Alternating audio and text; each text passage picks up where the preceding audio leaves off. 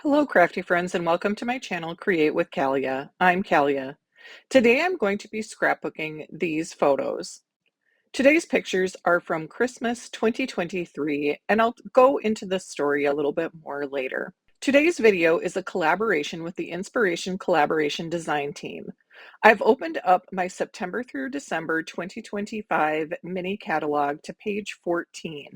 I'm using the two sketches on the far right of the page to create a two-page layout. If you open up the catalog to page 15, you'll see that Stampin' Up! Has used the far right sketch to create example artwork. I'm going to be using the same sketch to create a similar layout, also using the Christmas Tags and More 6x6 paper pack. I've printed my picture for this side of the layout at 5 inches by just over 4.5 inches. For the right-hand side of my layout, I'm going to be using 4 pictures, which I've printed at 4 inches by just under 4 inches. Since I'm using 2 of these sketches, I'm going to remove the journaling spot on the page that will be on the right, and instead use that to create a grid of 4 pictures. I'm going to start building my layout by bringing in some cardstock. I initially chose cherry cobbler, but when I looked at my son's red shirt and some of the other red pops that are in my photos, I realized that the cherry cobbler was too dark and had some undertones that didn't work with my son's shirt. I've brought in real red. The true side is on the left and the lighter shade is on the right. I think that real red will work much better because it's picking up some of the same undertones as my son's shirt, and I decided to go with the true side. Now I'm going to start working on the background piece that's on the right-hand side layout. I initially bring in soft seafoam because that's one of the colors in the Christmas Tags and More pack. I realized right away that it won't work as it's washing out my photos and the green clashes with the green in the cookies. Next, I bring in a piece of crumb cake cardstock. This is on the true side, and I do like the way that it looks. It's picking up some of the browns that are in all of my photographs on this side of the page. When I flip it over to the lighter side, I like that even better, and I'm going to go with the light side for the background piece of my grid. Next, I'm bringing in the piece that will be cut as the diagonal. I like the idea of using some garden green for this piece of paper, but I realized that more cardstock is making the layout look a little too heavy to me. Instead, I bring in a piece of the Elegant Pines pattern paper. This sheet using garden green tones looks really nice behind my pictures, and so I'm going to go with this as my pattern paper for the diagonal. What I incorporate on one side of my layout, I like to make sure I incorporate on the other side as well. So I know that I'm going to use some of the Elegant Pine paper on the left page of my layout. I bring in the Christmas Tags and More papers so that I can look at those papers next to the Elegant Pines paper and see which papers are going to work for the bundle on the left page. To create the diagonal piece, the first thing I'm going to do is gut out my Elegant Pines paper. I place the right edge of my paper at the 9.5 inch mark, and then I'm going to use my trimmer to cut between 9.5 and 2.5 inches to remove the center portion of the paper. I'll put this piece off to the side so that I can use it on the left-hand side of my layout. If I wasn't planning on using the center portion, this is still a great way to save some scraps so that you don't use the full sheet of paper, which also saves on weight in your scrapbook. Next, I'm going to use a long pair of scissors to cut from the inner point on the diagonal to the outer point. Using a long pair of scissors helps me line this up perfectly so that I get a nice straight cut and my diagonal is perfect. When I put that on my cardstock base, I like the way that that looks, and things are lining up perfectly with the piece of crumb cake. I bring in this dotted ribbon and think that I'm going to use that to create a more finished looking edge and add some additional visual interest to the diagonal.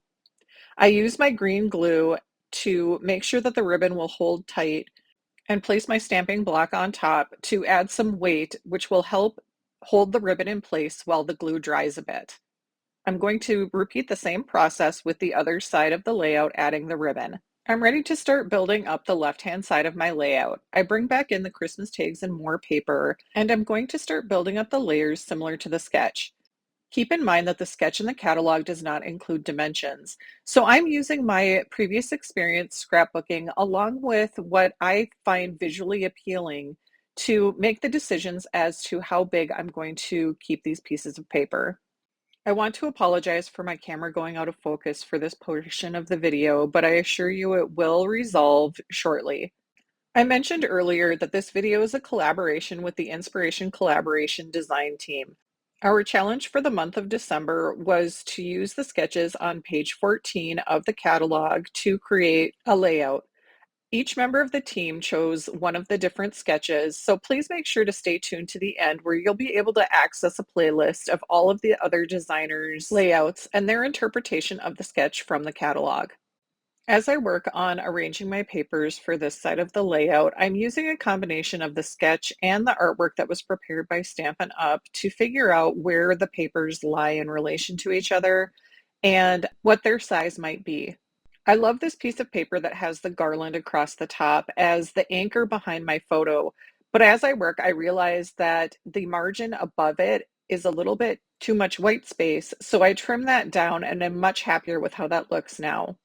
I'm going to cut out the piece of the candy cane from the cut apart sheet so I can start getting a better idea of how I'm going to trim down the rest of my papers. I feel like this is really starting to come together, and I'm happy with how well the Elegant Pines paper works with the other papers that I chose. I cut down the piece that has the dots on it from the Christmas Tags and More paper, and love that that will also bring in more of the dot pattern that I used in the ribbon. A full list of the supplies that I used to create these two pages will be available in the description box, so please make sure to check that out once you're done viewing the video. I'm going to cut the plaid piece of paper at 4 inches and then take that piece and cut it in half at 3 inches so that I have two 3x4 pieces of the plaid paper. I really love this plaid and I want to make sure that I use it in the top left and bottom right corners of my layout. Layering up a bunch of different pattern papers like this is a great way to create a focal point, and it's also a great way to use up a lot of different scraps. The piece of elegant pine that I'm using is what I gutted out at the beginning of this video. I've now cut that down to 4 inches and then cut off another piece that is 3 inches. So I have one piece that is 3x4 and the second piece is roughly 4x4 inches. I make a few more minor adjustments and I'm really happy with how this is looking. I feel like I've really captured what the sketch showed and that my two pages are working well together. I'm ready to start gluing things down. So what I'm going to do is remove my picture, make the final adjustments, and then I'm going to start carefully lifting up the edges of the papers so that I can place some adhesive down directly on the cardstock. When I lay the papers back down on top of the adhesive, it will hold it well enough that I can get everything in place. And then I can go back and I can add some additional adhesive under any pieces that feel like they may not be adhered down as much as I would like. I'm going to tack my photo onto the garland piece of paper. And then once I have those two put together, I'm going to figure out where my photo is actually going to be centered before I finish tacking down the other pieces of the pattern paper. With the size of the photo I chose, I measure up 3¼ inches from the bottom of my page and then place the photo center. Now I'm ready to tack down the remainder of the pieces of pattern paper that I'm using for this layout. I really like how this looks and I like that the photo is not dead center in the page because I think it helps create more interest and allows more of the pattern papers to be visible. I'm ready to start creating my embellishment clusters, so the first thing I do is to bring in the die cut sheets that are included in the Christmas Tags and More pattern paper. The sketch I used for the left-hand page had some circles that indicate where embellishments were planned for that sketch, and since I used the candy cane cut apart, I feel like that will be the anchor for building up the rest of my embellishment cluster on the left-hand page. Since I already have a lot going on the left-hand page with the incorporation of all of the different pattern papers, I'm going to place my other two embellishment clusters on my right-hand page at the top left and bottom right corners. Embellishing my layouts is the part that takes the longest for me, and often my first ideas when I start to embellish are not what I end up using by the time I finish my embellishment clusters.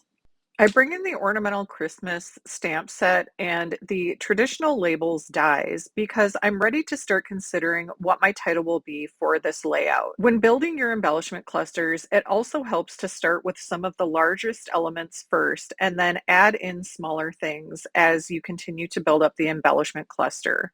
So I know that I want to make sure that I have my title figured out. I use Garden Green to stamp "'Tis the Season" from the Ornamental Christmas stamp set. Then I bring in the Gingerbread Man stamp set and die set. I'm going to use this coffee cup and the peppermint to create some additional embellishments for this layout. I also bring in the candy cane die from this set, and ultimately I'm not going to use the candy canes that I cut out, but I'll be able to use those on another project. I cut the peppermint in white willow and real red cardstock.